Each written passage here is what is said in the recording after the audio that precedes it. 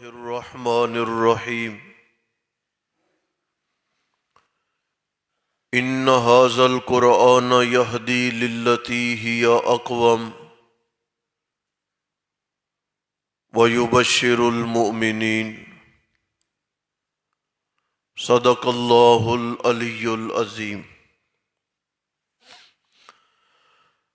ہمارے آج کے درس قرآن حکیم کا عنوان ہے حقوق قرآن، یعنی قرآن پاک کے ہم مسلمانوں پر کیا حق ہیں۔ آپ مختصر یہ بات سمجھیں کہ قرآن پاک کے حقوق میں پہلی بات یہ ہے، قرآن ایسے سنا جائے جیسے قرآن سننے کا حق ہے، قرآن ایسے پڑھا جائے جیسے قرآن پڑھنے کا حق ہے، پھر قرآن کو ایسے سمجھا جائے جیسے قرآن سمجھنے کا حق ہے، پھر قرآن پہ ایسے عمل کیا جائے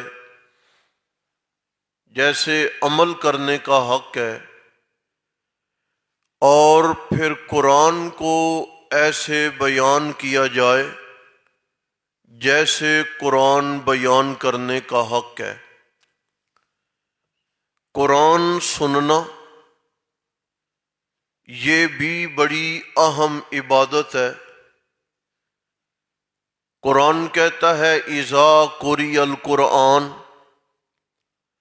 جب قرآن پڑھا جائے، فاستمعوا، تو قرآن کو بڑی توجہ کے ساتھ سنا کرو، غور، فکر، توجہ، یہ قرآن کی جانب رہنی چاہیے۔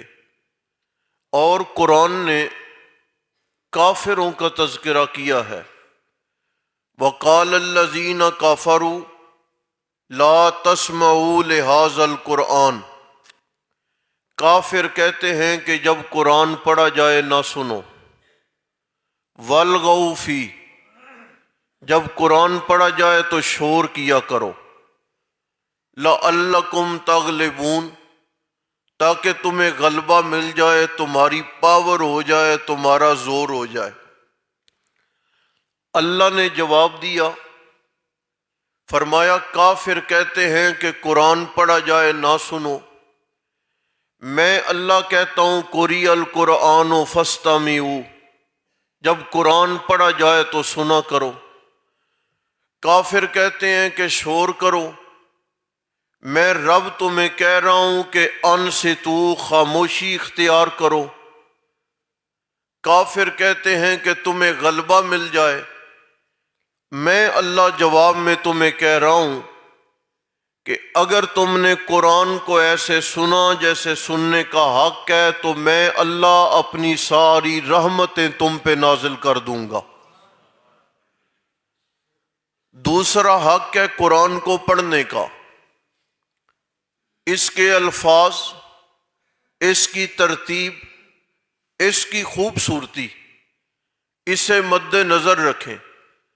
حضرت فاروق اعظم رضی اللہ تعالی عنہ کے دور میں ایک آدمی مدینہ طیبہ میں آیا۔ قرطبی نے احکام القرآن میں لکھا ہے کہ اس نے بعض نئے لوگوں کو قرآن پڑھانا شروع کیا۔ آپ کو پتہ چلا کہ وہ قرآن پاک غلط پڑھا رہا ہے۔ آپ نے اسے بلایا اور فرمایا کہ آج کے بعد اگر مجھے یہ پتہ چلا کہ تم لوگوں کو قرآن سکھا رہا ہے تو میں عمر اللہ کا بندہ تمہیں کوڑے مار مار کے ہلاک کر دوں گا۔ کیوں؟ اس لیے کہ قرآن یہ لاوارث کتاب نہیں ہے، کہ نہ سمجھ قرآن سمجھانے بیٹھ جائے، نہ سمجھ قرآن سکھانے بیٹھ جائے، بلکہ قرآن آپ جب سیکھنے لگے ہیں، قرآن جب آپ پڑھنے لگے ہیں، تو انتخاب ایسے بندے کا کرے جو قرآن پڑھانے کی صلاحیت رکھتا ہے۔ اپنے بچوں کو قرآن پڑھانے لگے ہیں، ایسے استاذ کا انتخاب کریں جو خود قرآن عمدہ طریقے سے پڑھنے کی صلاحیت رکھتا ہے۔ یہ جو قرآن پڑھنا ہے نا، یہ کوئی عام عبادت نہیں ہے، یہ قرآن ذکر الہی ہے۔ اور جیسے زمین پر ہم ہیں اور ہم آسمان کی طرف دیکھتے ہیں اور ہمیں چاند کے تارے چمکتے نظر آتے ہیں، اسی طرح زمین پر قرآن پڑھنے والے آسمان والوں کو تاروں کی طرح چمکتے نظر آتے ہیں۔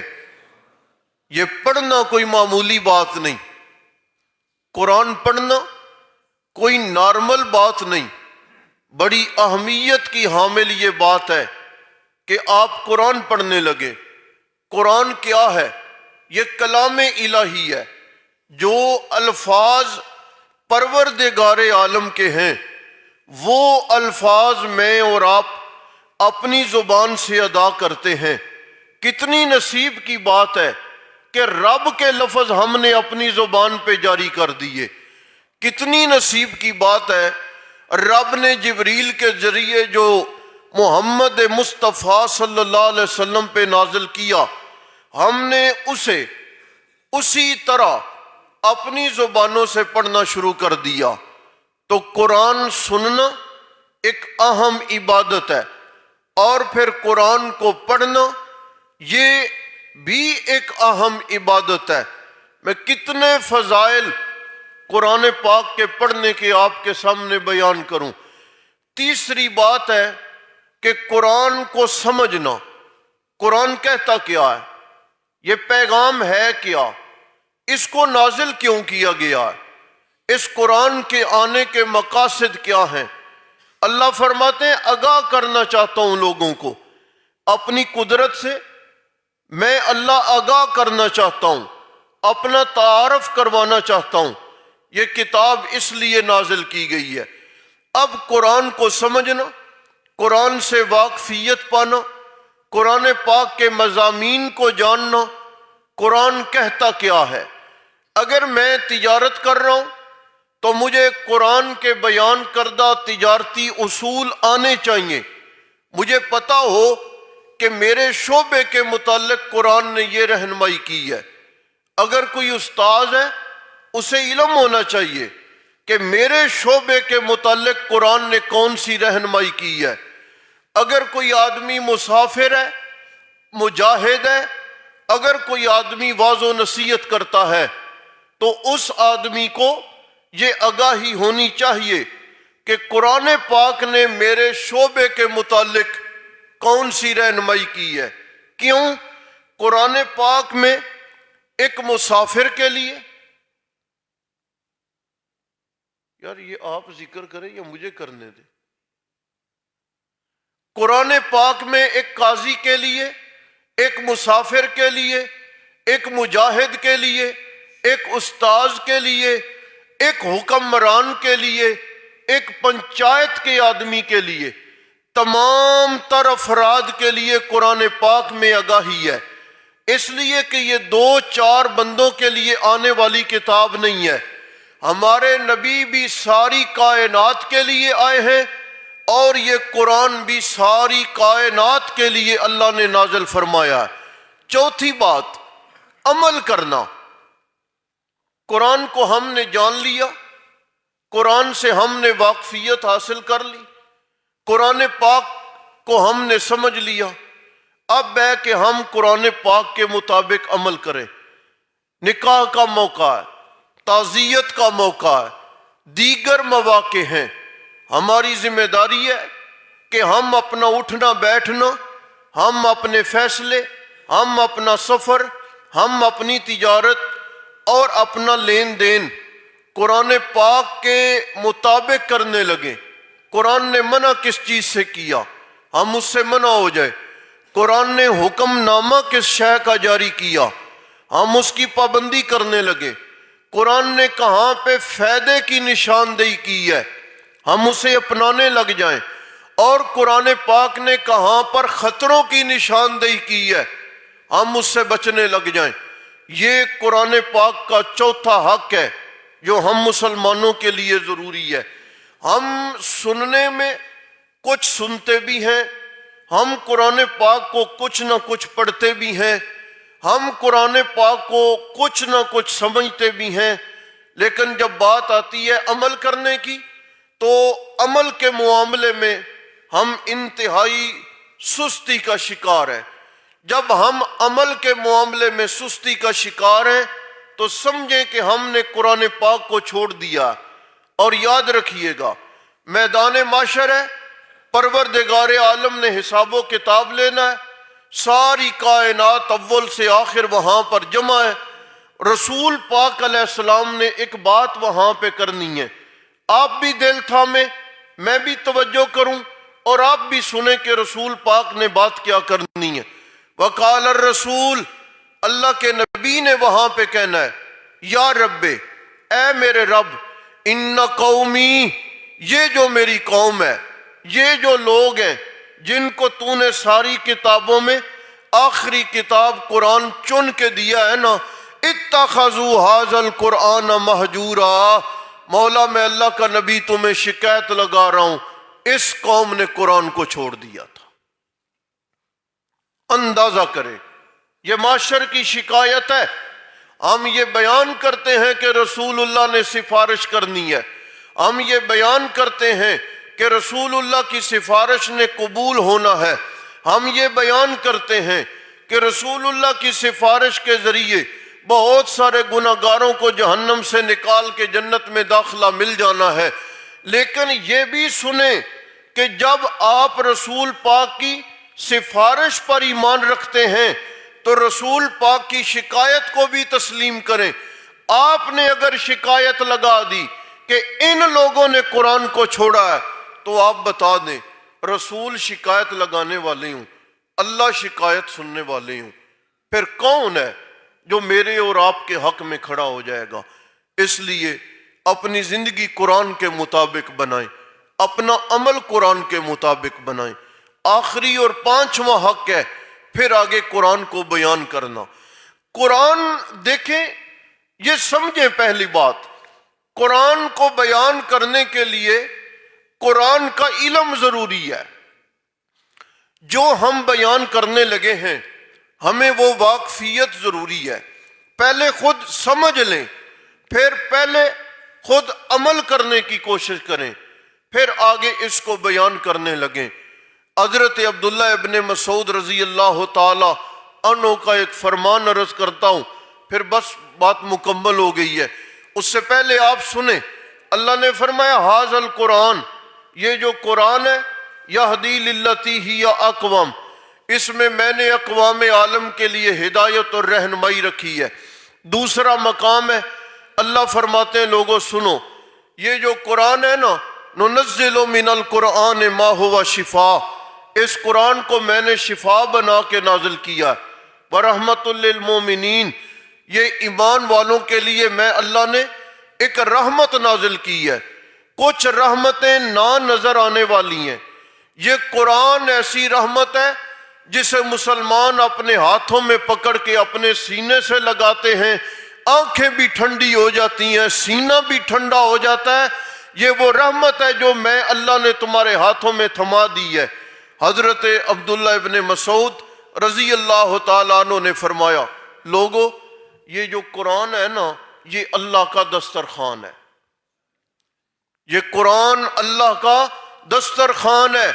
کسی بھی آپ بڑے آدمی، مالدار آدمی، صاحب حیثیت و استطاعت آدمی کے دسترخوان پہ بیٹھیں گے، وہاں پہ کھانے کو مختلف چیزیں موجود ہیں، وہاں پہ کھانا بھی ہے، وہاں پہ پینا بھی ہے، وہاں پہ پھل بھی ہے، مشروب کئی قسم کے ہیں، کھانے کئی قسم کے ہیں، پھل کئی قسم کے ہیں، اس میں بچوں کے لیے بھی بڑا کچھ ہے، اس میں جوان آدمی کے لیے بھی بڑا کچھ ہے، اس میں بوڑھے آدمی کے لیے نرم غذا کا خیال اور اہتمام بھی کیا گیا۔